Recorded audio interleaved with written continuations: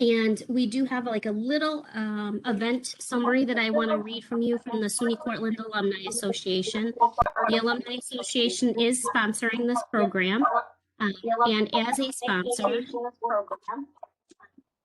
we want to read, the SUNY Cortland Alumni Association takes pride in creating among our Cortland family an inclusive environment for alumni, students, faculty, staff, and all other campus community members. Any demonstration of bias, racism, derogatory remarks, or any other actions that individually or systematically harm others have no place in our university community and is not tolerated. By attending or participating in this event, you acknowledge that you will act in a respectful manner. Failure to adhere to this statement will not be tolerated, and you may be asked to leave the activity. Together, we can work together to build an inclusive and welcoming environment for all. And again, before we start the program, if everybody can make sure that their microphone is on mute, because otherwise we'll get a whole bunch of feedback, that would be great.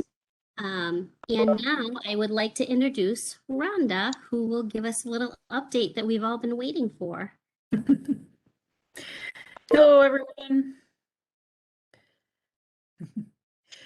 I'm going to attempt to share a screen so we can see some pictures of Raquette Lake so you don't have to look at me. This is the first time I'm doing this, so let's see how well it works.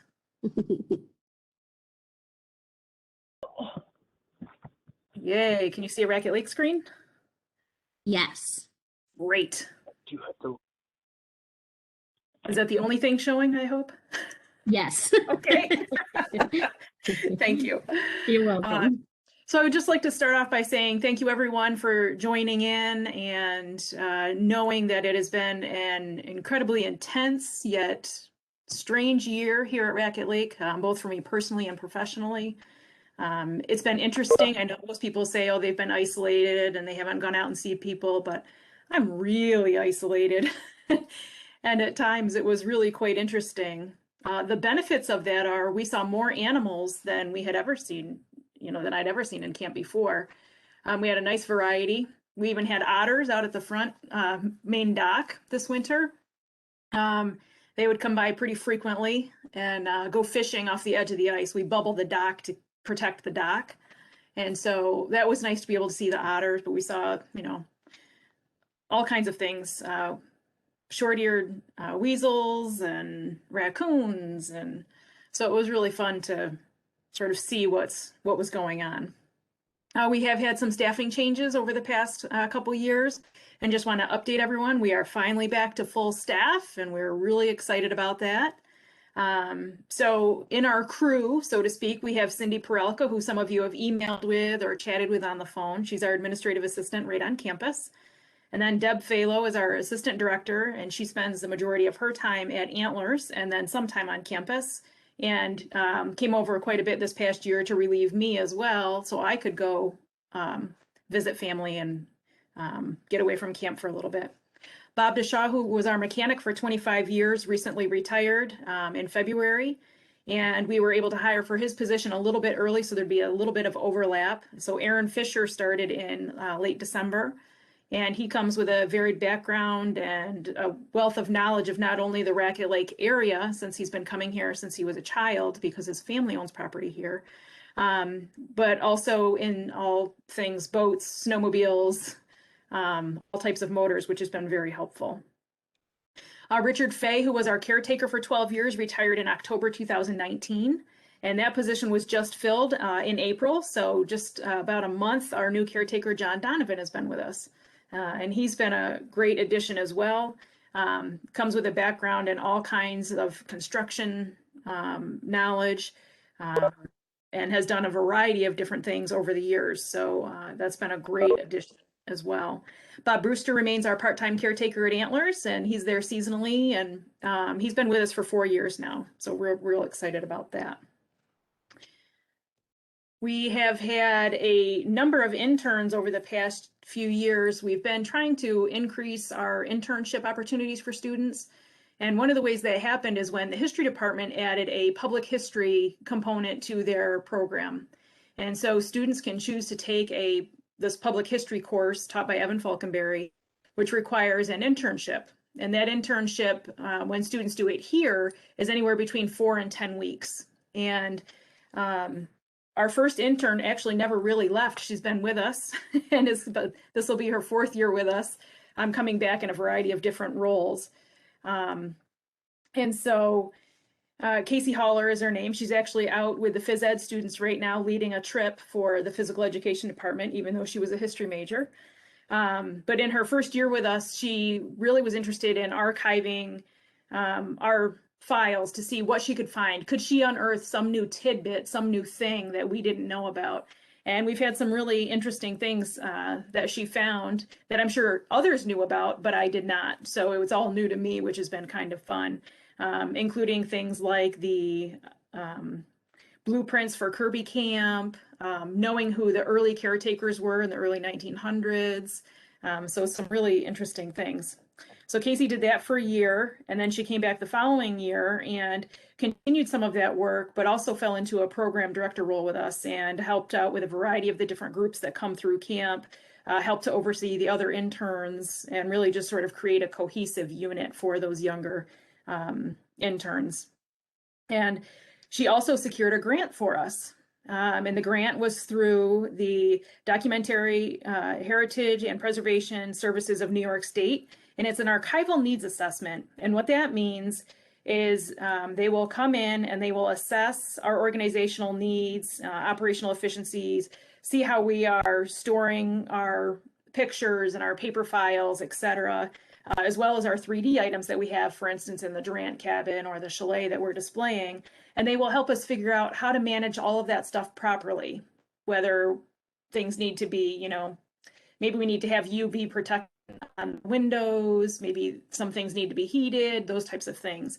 And because of our unique location, it's been hard to get those individuals here. So we are actually still awaiting this grant to take place, and it will take place this summer. So we're very excited about that.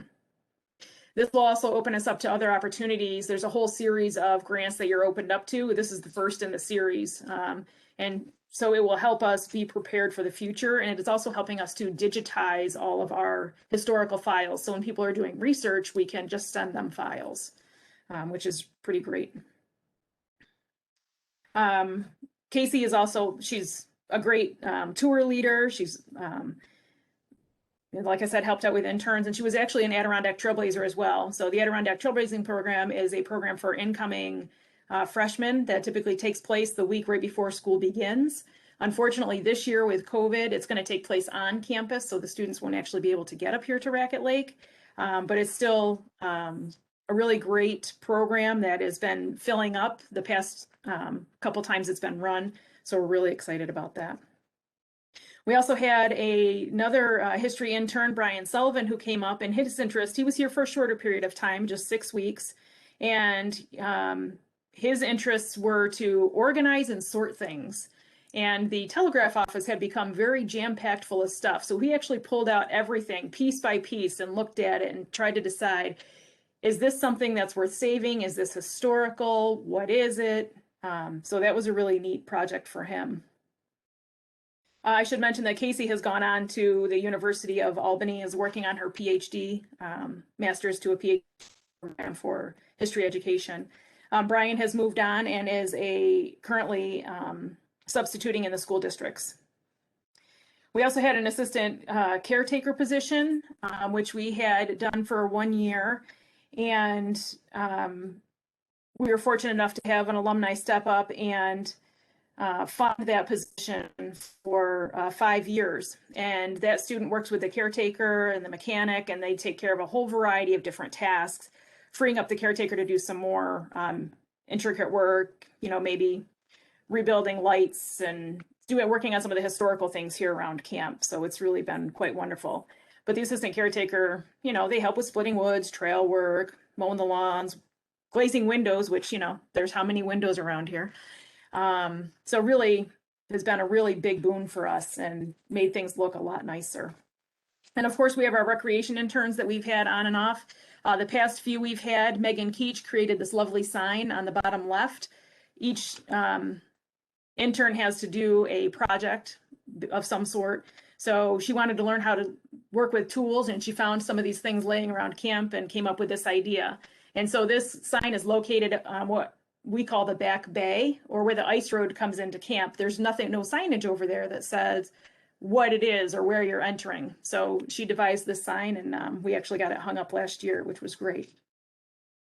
We also had, Megan has now moved on, by the way. She's park police at Green Lakes Park near Syracuse, and she's very excited to be in that role. Cato Marino was here, and his main project was working on reflective trail markers. One of the things we learned pretty quickly in the winter, it gets dark early, and people are still cross-country skiing at 4:30, and it's really hard to find trail markers when there's no reflection on them. So Cato worked on that project, and then he also paired up with Zach Corderero, who was here at the same time as the Antlers intern, and they worked together on creating an accessible lean-to site. And so they went to John Dillon Park in Long Lake and talked with the caretaker there and worked on what they needed, how big is the lean-to, what specifications does it need to have to be considered accessible. And they've created a site. The lean-to is not built yet, but the site is laid out. The trees are cut and have been removed. Last year, or the year before when students were here, phys ed helped to create the trail and cut that in. So it was easily accessible with a wheelchair or somebody who had mobility issues. And they ordered bear boxes and accessible fire rings, and Zach built an accessible picnic table with benches that can be moved and long ends on them, so wheelchairs could tuck up underneath if needed. So we've been very fortunate. Cato's now a program director at a camp out in Colorado, and Zach is in the military and just getting ready to finish boot camp next month. So he's hoping to go into the special forces in the Army. So those are our interns and sort of our staff. This year we have just Casey back at this point. We're still searching for an assistant caretaker. It's interesting with everything that's going on right now, trying to get students up here. We just didn't have any takers at this point. My guess is we'll find one somewhere between rec and phys ed camps to come up and spend a few weeks with us and help out our caretakers. So one of the things that, of course, has affected everyone in terms of budgeting has been COVID. We were actually closed from March 2020 until August 1st of last year. And the things that opened last year were the Antlers main lodge, because people could do their own cooking, and so people were still remaining in their own pods. And we opened Kirby Camp. And again, for the same reasons, people could continue to do their own cooking, and it was a small group. So this past month has been the first time that we've been open here at Camp Huntington. We had, our first group was a volunteer work group. Then we had some middle school students from Homer that came in, and then we went right into our phys ed programs. So we've had all different types of groups here in a short period of time. And Antlers just started with their volunteer work weekend this past weekend, and then the rec students this just yesterday.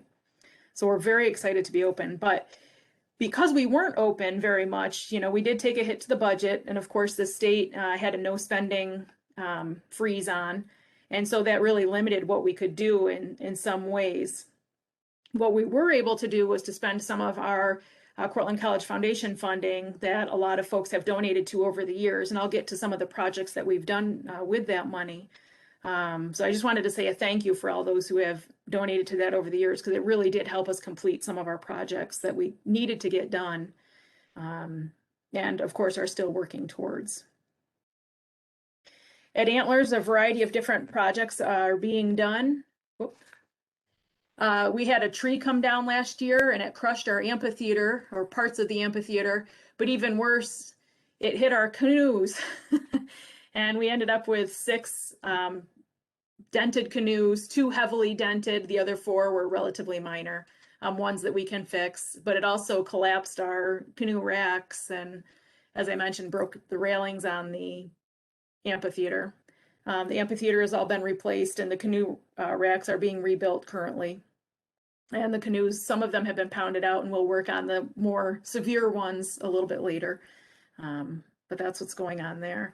A number of other projects have been being worked on in the past year. New window screens built, new windows for the upper portion of the casino have been being built and replaced. We've been working with a company in Old Forge, New York, called Middle Branch Woodworking, and they do mostly cabinet work, but have been great enough to work and make windows for us. And they also made some batten for us for our buildings over here at Huntington.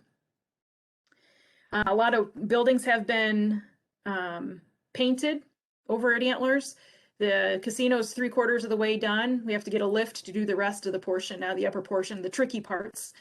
And the terrace cottages have all been repainted, and some of them have been reshingled during the volunteer work weekend. Actually, this past weekend, Ed and Mary Lesh and John Carson donated some shingles for us. As you know, the prices of wood and materials have skyrocketed, so they brought some things with them and redid the side of some of the cottages, and they're going to also redo the front face of one of the cottages that gets the most weather.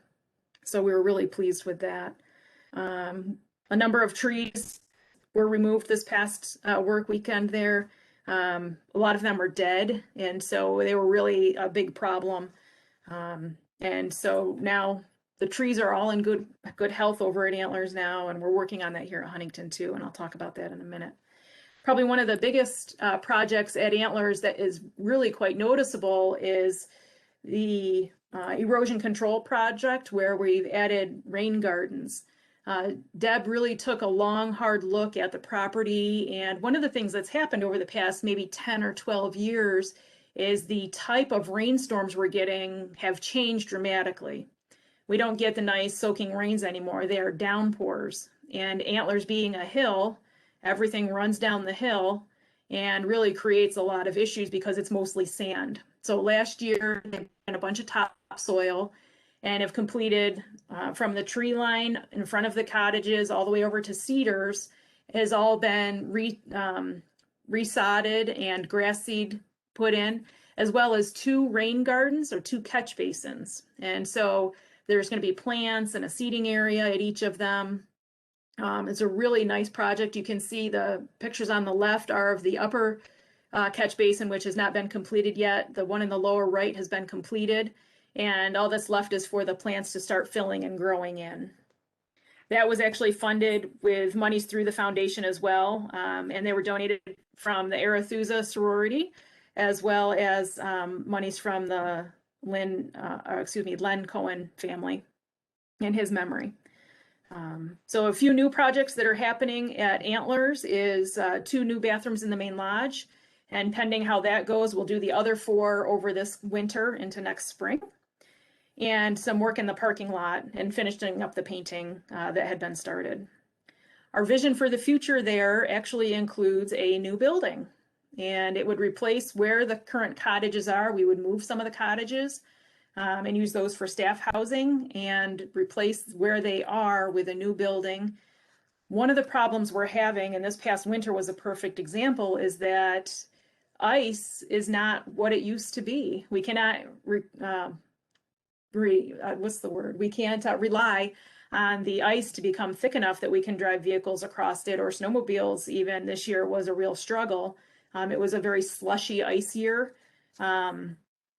And had we had groups in camp, we were going to have problems getting fuel over here to replenish the fuel oil for the heat. So in planning ahead for that, this new building will be able to absorb winter use. So if people can't cross the lake, we could fire this building. Folks would still have their Raquette Lake experience. It would just be at Antlers rather than at Huntington. So that's something we're looking forward to. And there's also been a donation of monies for a butterfly house to be built over at Antlers. And we're really excited about that opportunity because that will allow a student to be able to manage the butterfly house for the summer months, as well as open it up to the public a couple times a week. And what that will do is it'll allow them to work on their public speaking, their interpretation skills. So we're really excited about where that project's how that's gonna go. Right now it's in the planning stages. We're working with campus and our facilities group on campus on the design of it, the place what we're going to need there. You know, we're going to have water and possibly electricity, that kind of thing. So we're very excited about that. I would expect it'll probably be completed in 2 years from now. We'll move on over to Camp Huntington and talk about some of the things that have been done at Camp Huntington. This is what used to be called, depending upon when you were here, might have been called Hemlock Hall or maybe the Holiday Inn. We now call it McDermott Hall. And this used to be, the pictures that you can see here are what used to be the center bedroom. And we enclosed the porches that were on the backside facing the lake and added more bedrooms and 2 common rooms. So we have this common room that you can see here, and that sort of faces the pathway. And then we also have another common room on one of the areas where the porch was enclosed that you can look out onto the lake. So it's a nice year-round use room that you can still view out onto the lake quite nicely. And it's really opened up opportunities for groups to have small breakout spaces and more of a conference feel for some of the students that come. That's what they're looking for, some of the groups. So that's worked out really well. Within that, this was phase 1. Phase 2 is supposed to include accessible bedrooms and bathrooms, and it will extend out towards Spruce Storm. So if you were standing on the path looking at McDermott Hall, to the left side would be an addition. We don't know when that addition is going to happen, but we're hoping within the next 5 years that will be completed as well. And that'll be great because if somebody does have a mobility issue, they can still stay with the rest of their groups, and rather than isolating them in the Coolidge cabin. So we're very excited about that. Metcalf Hall has had a bat exclusion project done. That was also done with foundation monies. So thank you for those who donated. And what that means is we had somebody go through the cabin and literally re-chink between every log and every window facet to basically find any of the holes where the bats were getting in. And so once that was complete, we redid the floor on the inside. We had the curtains washed. All of the windows have been glazed and repainted, the doors repainted. So it's in a really nice space right now. And it's also getting some new cushions for the bay windows. Thank you to the Theta Phi sorority who's donated money for that also. So those are on order and should be here in a couple weeks. We're very excited about that. It'll give it a whole new look. All of the chairs, benches, and tables got new pads on them as well during our volunteer work weekend. And so that'll help protect the floors and any of the all the sand and rocks that come in really scuff it up pretty good. So that should help keep it in good shape. We were fortunate enough to have a project planned for last summer that was able to go forward because the contract had already been signed before the COVID restrictions took place. And so we were really fortunate, and those projects were a new roof on the caretaker's house and the Durant cabin. Ironically, a tree fell on the guidehouse and punctured a hole in the guidehouse. Now, I say ironically because the tree company was already coming, or the roof company was already coming, we were able to get emergency monies for that roof to be replaced as well. So the guidehouse roof was replaced, and there was enough leftover material from the 3 other buildings that the trapper's cabin also got a new roof. So we feel really fortunate. The only building left to need a new roof is Kirby Camp of the historic structures. So we're really pleased about that and the way that it turned out. We had a big push on last year to replace the rotted boards, anything that was batten board siding, because we had the battens made, and so those have all been replaced and restained. And the next classroom has brand new tables and chairs in it. Again, thanks to Theta Phi, donated the monies for that through the foundation. And next down there is some new lighting. A lot of the old equipment, there used to be a number of metal cabinets down there with all kinds of equipment that I think some of you probably used if you were here. And I think some of it probably hasn't been touched since the 70s. But we sorted through it and got rid of some things. And we also had a bunch of stuff we left laid out on the tables that as groups came through, if they were interested in whatever those items were, they could take them with them artifacts for their own personal collection. But we have a new TV down there and a new TV stand as well. So Knox Classroom is pretty close to being sort of revamped, if you will. Our new caretaker, John, has been working on refurbishing all of the lights and the light for the light poles. So he's been taking them down, stripping them apart, repainting them, making sure the globes are in good working order, and putting new photo sensors on all of the lights, as well as making sure that they're all going to be the LED lighting as well. So that'll be updated. A major project that we're in the midst of is a tree trimming project. So we had a bark and log condition survey done about probably 5 years ago now. And what that did is it looked at all of the historic buildings. There was a historical architect that came in and they looked at everything from the foundation of the buildings to the roofs to where they're joined together, all pieces of all of the historic buildings. And they created a guide for us to follow for upkeep of those structures.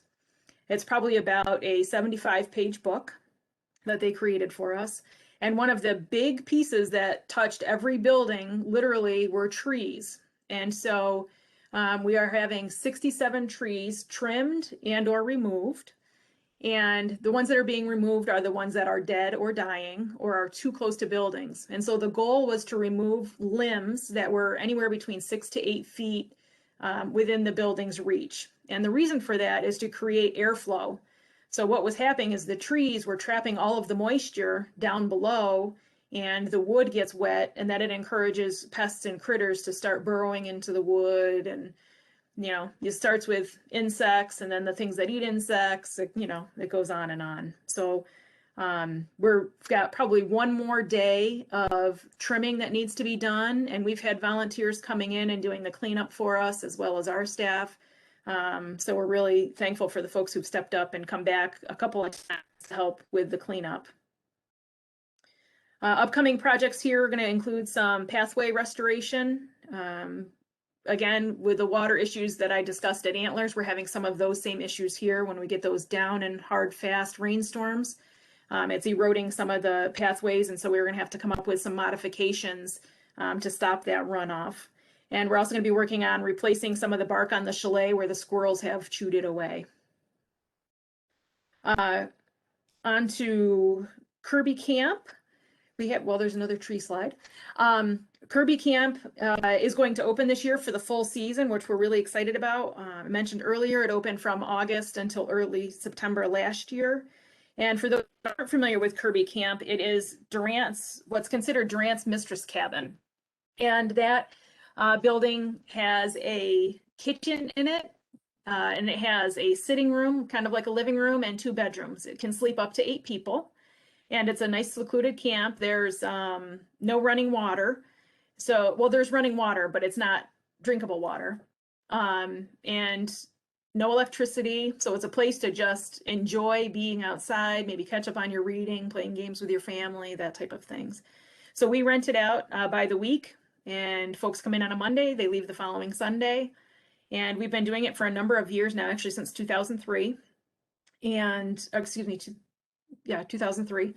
And it's been quite popular. And if you're interested in it, feel free to reach out to me.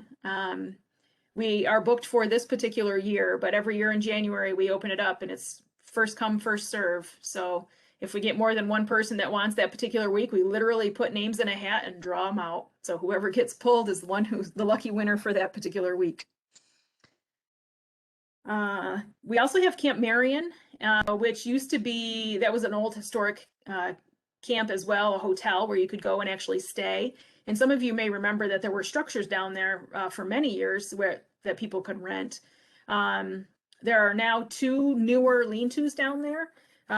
We do not charge for people to stay at those lean-tos, but we do require people to register so that when the classes and coursework need it for recreation and phys ed, they're available for those groups. So it's free of charge to utilize it, but there is a reservation process for that. We also do rent canoes at Antlers for $15 a night. So if you didn't have a way to get over to Camp Marion and needed to rent canoes, we could do that from Antlers. I'm sure folks are wondering what kind of what it looks like coming to camp now under the guise of COVID. And there are some changes, although restrictions are going to, I think, continue to change over the next month or so. Currently, we have reduced numbers at each camp. And so we have 49 as the most we can have at Camp Huntington and 31 at Antlers. And we based that on rooms and the amount of space in each room based on a formula that campus was using. And it seems to be working out okay so far. We also require folks to have either a negative test prior to coming within 5 days of attending or proof of a vaccine. We have people mask inside and outside as well, depending upon whether they're vaccinated or not, and depending upon how the group feels. Of course, anybody is always welcome to remain masked if they feel better doing that. And our processes in the dining hall have changed as well. We're no longer served family style. It's all served from a buffet. And each dining hall, both at Antlers and Huntington, is kind of set up around the edges. So people walk around with their plate and they stop at the hot station, they can stop at the salad bar, they can get drinks and then go to their table. And once folks are seated, of course, they can take their masks off to eat and converse. But there's only 2 or 3 people at each table, depending upon the size of the table and if people are in pods. So if people came with their own family, of course, they could sit with their family easily. We have some differences with some of the camps. Recreation camp hasn't changed a whole lot other than them changing some of the activities they normally do to allow for more spacing when they're actually doing the activities. Phys ed, on the other hand, changed quite dramatically because their numbers are so large. A typical phys ed camp is between 60 and 65 people at one time. And since our numbers are limited to 49, it wouldn't fit here at Huntington. And so what they did is they took the 2 weeks, divided it in half, and then divided the number of students in half. So students came in on, they had 1 day virtual where they could ask any last minute questions because they've done a few virtual sessions prior to that. And then they arrived on Tuesday. They spent 1 night in camp and then they were pushed out onto the trail. And so instead of having that week in camp where they're learning all the skills, they're learning as they go. And I'm really happy about that because they can get an in-camp experience in a lot of different places, but to be able to be out on the trail is an experience that many of the students probably wouldn't have had if they didn't have to do this course. The phys ed staff did a ton of planning. They had everything laid out with everybody's names, and they really spent a lot of time prior to the students arriving. And it's working well. There's a few tweaks, as there always are with a new program, but it's worked out quite well, and the students are still getting a camping experience. So we have some outdoor spaces. Again, we can't have everybody inside in one particular space because none of our buildings are big enough.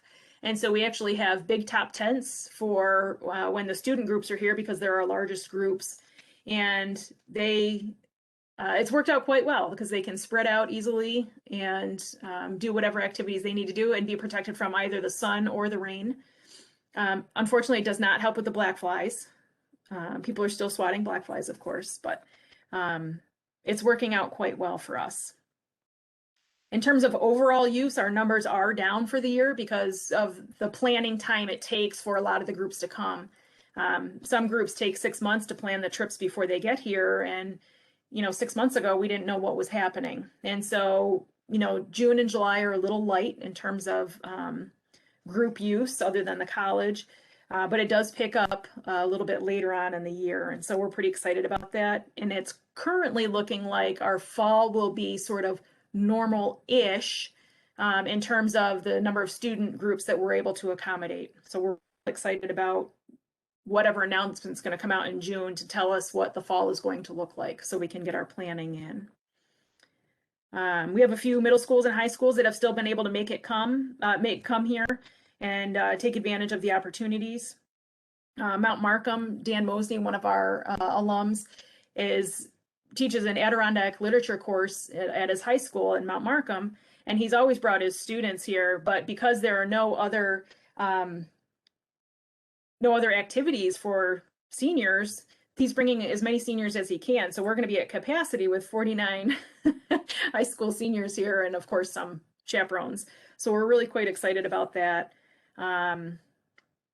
We had some filming that was done here earlier this month. I can't talk a whole lot about it yet, but be on the lookout in fall of 2022 for a show that was actually filmed here on site.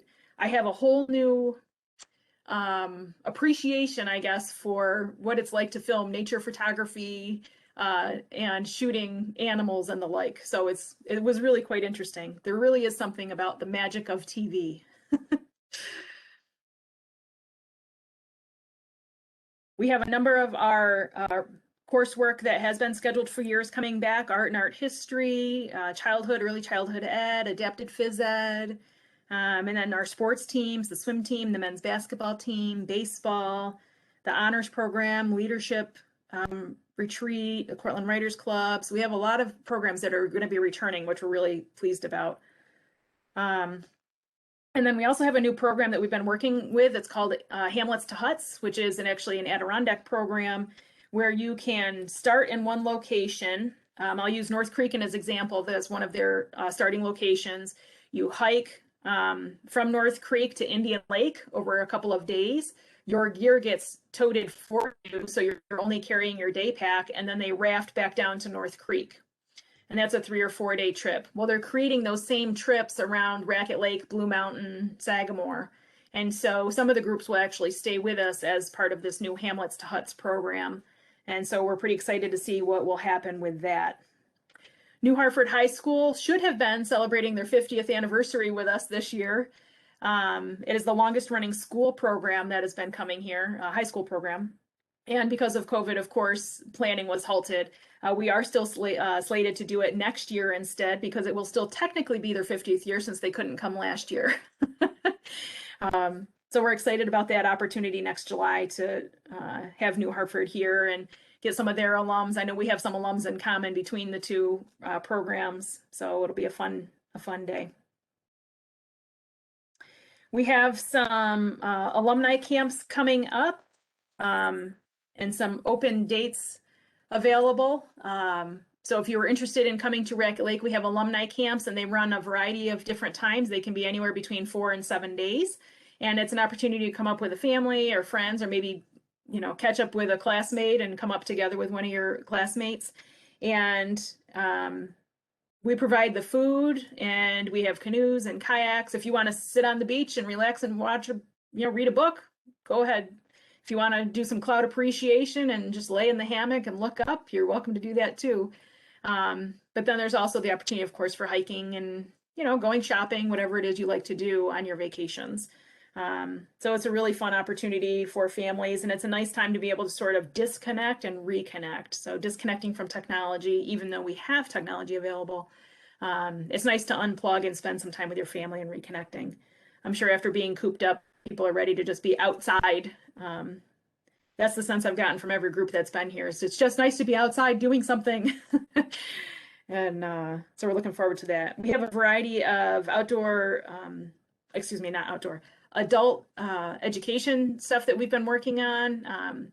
Pack basket courses. There's one coming up that in July that's make a basket and learn about the herbs by doing forest walks and what's going on in the area. So there's some fun opportunities there. Hearts of Gold reunion is open to all rec alums. And what we do is we actually combine with current students, current recreation students. And so it's sort of a then and now and what it was like, but it's a great opportunity for the two groups to mingle. And then at the same time, that happens at Antlers. And at the same time, here at Huntington, we have a Core 101, which is an introductory course for students. And it's the students who show interest in possibly going into the recreation major. And so we get all three groups together, chatting and talking and playing games. And it's a really nice crossover. There's opportunities to rent the main lodge only. So we do what's called extended seasons. On our shoulder seasons, we open in as early as late April, depending on the year, and we go through mid-May, so you can rent the main lodge during that time period. Or also, once we close in September through late October, you can rent the main lodge and stay there with family or friends. And we just charge you a nominal fee to spend the night there, and you do your own cooking. And again, you can go out and do what you like to do for the day. Your schedule is yours to create. This year, because of COVID and the lack of groups, we do have some time available in June for that as well. So if people are interested in coming up in late June, Deb does have some opportunities to rent the main lodge only. We do have volunteer work days. I know some people are still finding out about it. I get emails every time that we have one saying, I didn't know about that. So we do volunteer work days at both Antlers and Huntington in the spring and in the fall. And the tasks range from washing windows and raking to putting out, skis and snowshoes to putting them away, depending on the time of year, or doing more in-depth projects that people have skills to do. So maybe wiring some new lighting or, cutting trees, whatever your specialty is, we usually have something that fits it. You are available to bring groups here as well, certainly as an alumni group. So if you have an affiliation, say you're, part of a team, the sororities all come up. So if you wanted to gather a group of alums to come up, that's a fun opportunity as well. But we also allow outside groups to come in as too. So if you have an organized group that carries your own insurance, you'd be able to bring that group in and stay here and do what you're going to do, whether it's a quilting group, or we've had church groups over the years, we've had scouting troops, we've had a variety of different types of groups that just have a common interest that come together to do that common interest. So, it's available for that as well. We do have a variety of ways that you can contact us. We have our outdoor education email, which Cindy will receive and then help figure out. She'll probably ask some questions. What are you interested in? Time of year, et cetera. And that will help figure out if it needs to go through Deb or myself. And of course, you're always welcome to contact me or Deb personally. And then our upcoming events page, which houses everything that's open to faculty, staff, and alumni, is thecortland.edu/RL-events. So if you have any questions, feel free to let me know. And I'll see if I can figure out how to stop sharing this screen. Thank you, Rhonda. We appreciate it. And now we're actually going to turn it over. We have Rachel Slabirski is going to join us as well, and she's going to share a little bit about some giving opportunities. So Rachel, it's on you now. Can everyone hear me? Yes. Great. Hi, everyone. Thanks so much, Shauna. You're welcome. Yeah, as she mentioned, my name is Rachel Slabirski, and I'm one of the major gift officers here at SUNY Cortland. I do work closely with the Recreation, Parks, and Leisure Studies Department, as well as the Metcalf Endowment Board of Directors. So, I just appreciate having the floor for a few minutes to jump in and continue the conversation about supporting Raquette Lake.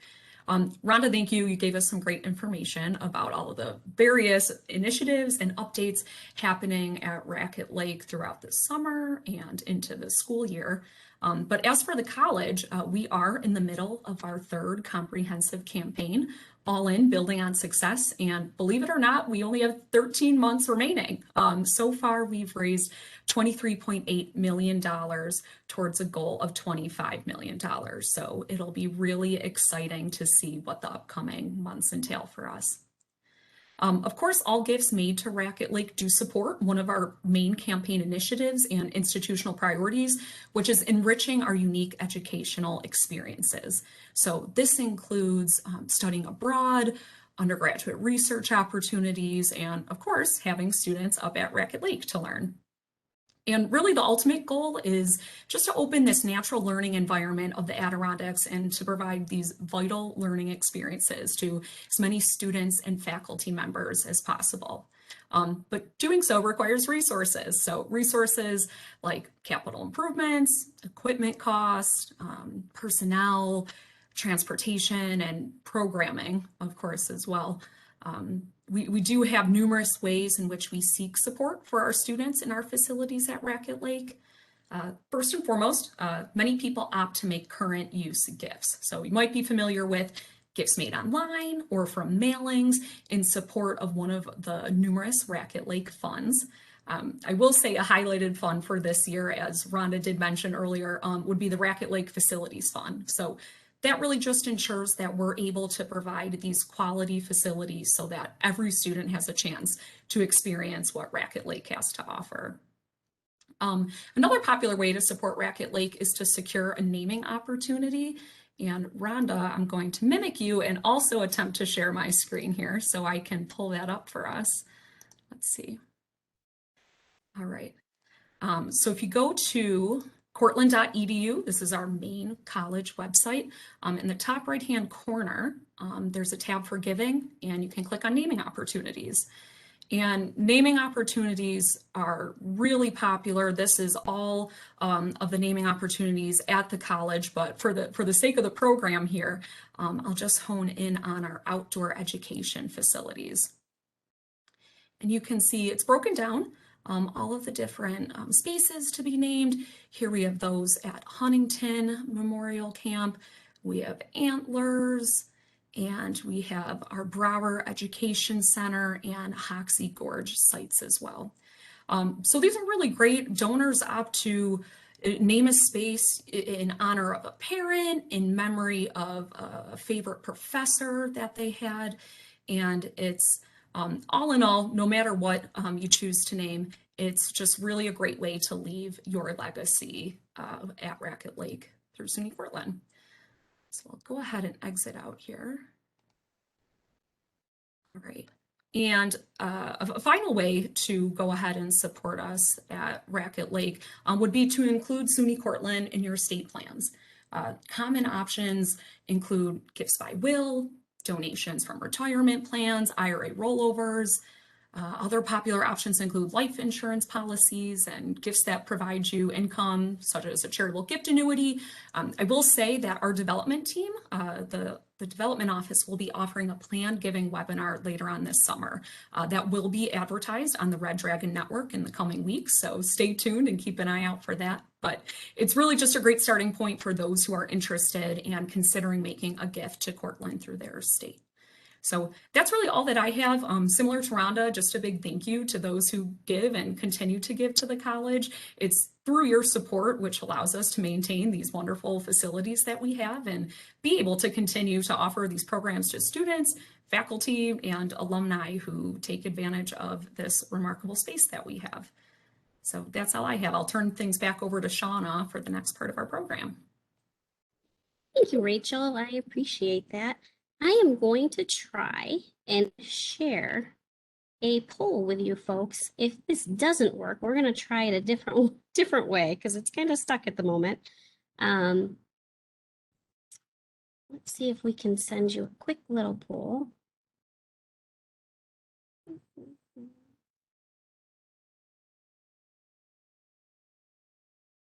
Okay. Poll is not allowing me to send it. So I'm going to ask you a quick question. And if you could just put your answer in the chat, that would be great. It's just a yes or no question.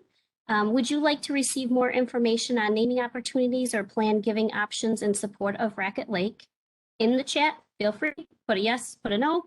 And then we will open up this session to any questions that you might have.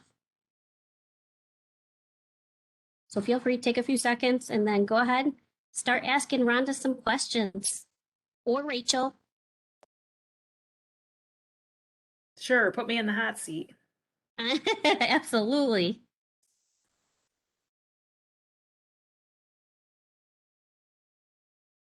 I know you must have questions. There's so many exciting things that are going on there. I've got a question. Go ahead, feel free. Okay, first off, Rhonda. Yeah. I mean, it's amazing what you've done, and I applaud you. I mean, all the accomplishments that you spoke about, I mean, that's fantastic. So you're doing an excellent job, and the stewardship of Raquette Lake is in good hands. So thank you. Yes. Thanks, Deb. I have two questions. One, I understand that the staff is not required to be vaccinated. However, will they be required to wear a mask? Yes. So at this point, they're supposed to wear a mask if you're not vaccinated. You're supposed to wear a mask inside anyway, unless by themselves. And it's something that is at the union level right now, is my understanding, as there's talks within each of the unions and what the long-term or what the plan will be going forward, I guess the policy moving forward. Okay, okay. And my second question is, I know it's a little minutia, but blankets and pillows, will they be provided or do we have to bring our own? You have to bring your own. Okay, okay, Yeah, good. we removed them for this year. They'll probably return at some point as an option. And then we'll just continue to we'll wash them between each use rather than leaving them on beds. Okay. Again, thank you for all your efforts. Yeah, thank I you. have a question. Yes. Absolutely. I know that Cortland's been involved in the past with some of the invasive aquatic species amelioration, and I'm wondering, is that continuing? And if so, what are you guys doing? So we work in conjunction with the Raquette Lake Preservation Foundation, and they're the ones, they host a lot of funding and they work with professors in the biology department at Cortland. Unfortunately, the one person who was working closely with that has left Cortland and has not, because of COVID, it just happened. And so with COVID happening, it hasn't been picked back up yet, but I anticipate that that will take place. They've been working with the Eurasian milfoil and did an experiment a couple years ago with laying burlap on the bottom. Typically, one of the ways you get rid of this milfoil, the variable leaf milfoil, is they're putting big heavy mats down on it so it can't photosynthesize. So if it can't grow up to photosynthesize, then it stops growing and it's going to kill the plant. So they did that for a few years, and then Angela Pagano and one of her colleagues from Lehigh Valley, Rebecca Urban, came up with this plan that what if they use burlap and use yard staples to put that on the bottom of the lake in those areas because it's biodegradable, so it wouldn't have to be removed. And what happens over a long period of time. So that is still going on. It's a long longitudinal study. They're looking at it yearly, but it's a 10-year program. And so as far as I know, Rebecca's going to continue to take a look at that program and monitor it for us. Are there any other environmental type programs going on with the students and research at the lake? Not at this time. Our students at times have helped identify where the milfoil is around the lake. They'll go out in canoes, they get taught what to look for, and then they'll go out in canoes with a map and they're responsible for a section of the lake. And so 2 years ago, maybe it was 3 years ago now, they did the entire portion of Long Point. So from Silver Beach all the way up Kirby Camp and around Huntington, around Echo, and all the way down to the Marion. And so the students broke up into different groups and each took a section looking for this milfoil and helped to map out where it was the most prevalent. So that's our biggest issue right here in Raquette Lake right now. We don't have a lot of invasives that other places have, and we're pretty fortunate. And I think that's because there's a limited opportunity of places to put boats in the water. There's not that many boat ramps. And the one in town does have stewards at it throughout the summer and into the fall. So that really helps too. All of the boats are checked coming in and out of the water. In fact, one of the stewards last year, Rebecca is a Cortland student. Nice. Well, good. This sounds good. Yeah. Is there any worry about overuse, with all the influx of people coming in to hike in the Adirondacks? Is there any worry about that? There is in other areas, not here. Okay. So what was interesting last year, the Boys and Girls Camp was closed. We were closed. So the heavy boat use from the larger groups was actually diminished. But Golden Beach and Tioga Point state parks were going gangbusters. And so I would say there was definitely some additional use in those areas. But I personally didn't see it, but I didn't go out that much either. Oh, okay. All right. So does Golden Beach have a boat launch?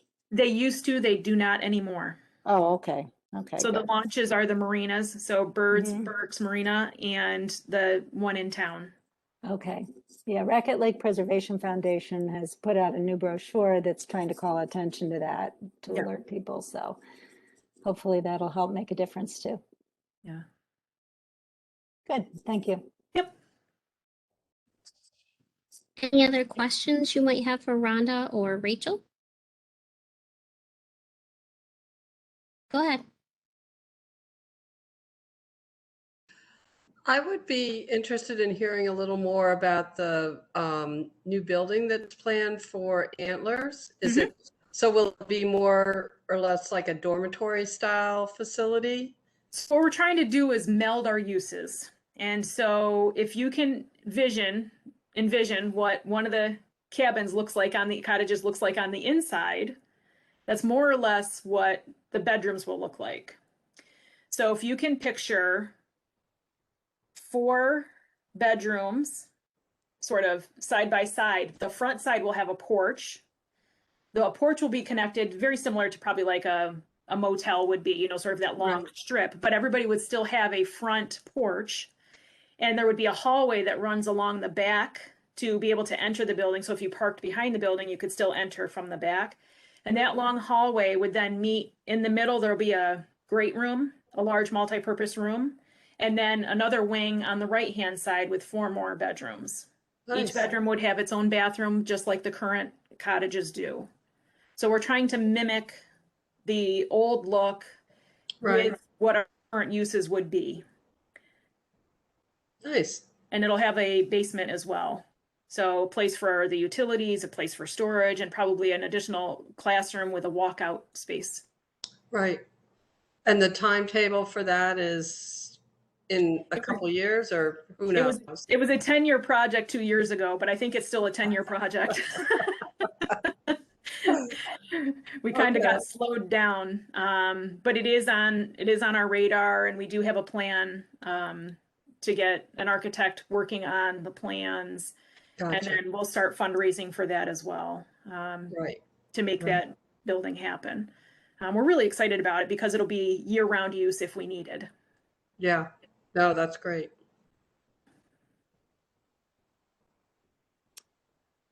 I have a question. Yes, Ingrid. The 2 bathrooms that you referred to in the main lodge, are those the ones upstairs? Yeah, the ones that go up the steps.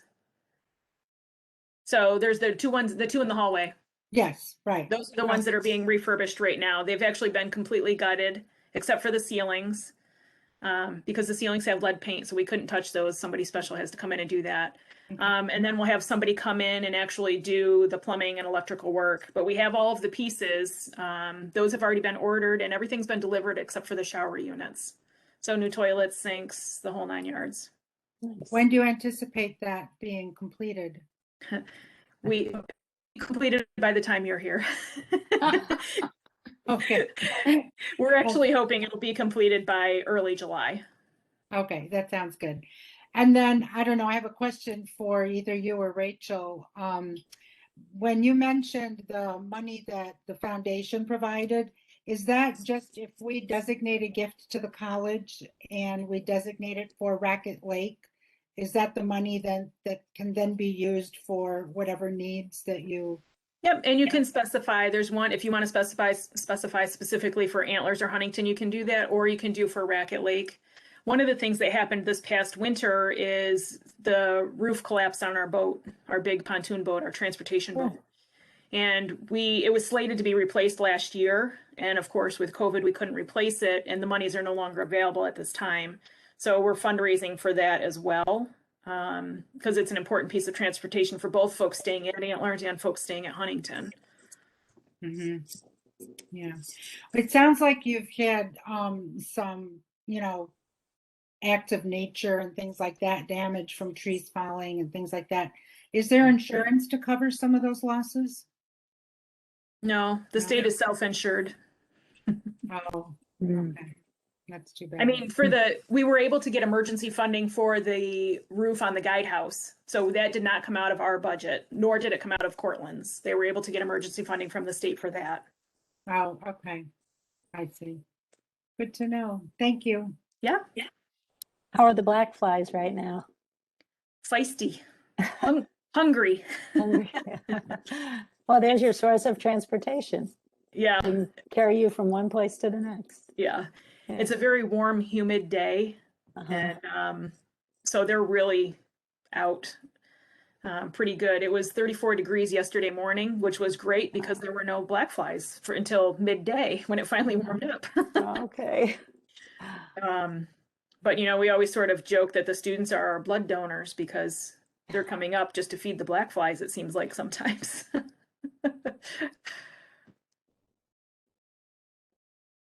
I heard they came out a little later this year, so hopefully they won't stick around a little later. No, I hope not. The locals typically say Mother's Day to Father's Day is Ah, the biggest hatch. right. There's actually 3 species of black flies in the Adirondacks, and each species has about a week-long hatch period. Oh, And so it's very water dependent and very weather dependent. So the good thing about black flies and the bad thing about black flies, they have to hatch in running water.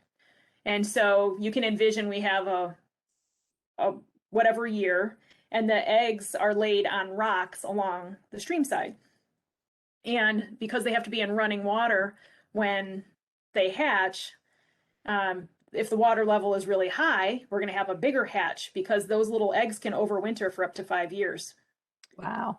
But if it's a low water year, you're going to have fewer black flies hatching. Mm. So, and they only like it between, like 65 and 78 degrees. Otherwise it's too hot or too cold. Mm. The good thing is they go in at night. They're not like mosquitoes. They don't hang out with you all night long. So was this a low water year? It is a low water year. We are very, very dry and have been. That's too bad. And it's good too, but it is too bad mostly. Yeah. Yeah. Well, thank you. Does anyone have any other questions for Rhonda or Rachel? I did see that Jan put in here, at least you don't have the cicada broad X. Yeah, they're all over the place. In fact, the film crew that was here filming nature stuff actually left here and went to DC to film cicadas. Can you say any more about that nature program? Not at this time. No. Okay. Or where it's going to a popular stream? one that you will recognize the name of. Oh, okay. All right. And I'm hoping they return. They were a fantastic crew, just 3 people. They had a researcher that they worked with from West Point, and then 2 filmographers, and they were just fantastic. Just really easy to work with and really quite well known in their industry. Oh, wonderful. Why did they pick, was it Camp Huntington or Antlers or both? It ended up being Huntington. They were looking for shoreline. There were certain nature things that they were looking for, natural features they were looking for that we had here. And trying to explain in email and through photos what we have available, because nobody was coming to visit, to do site visits, which would have made things a lot easier.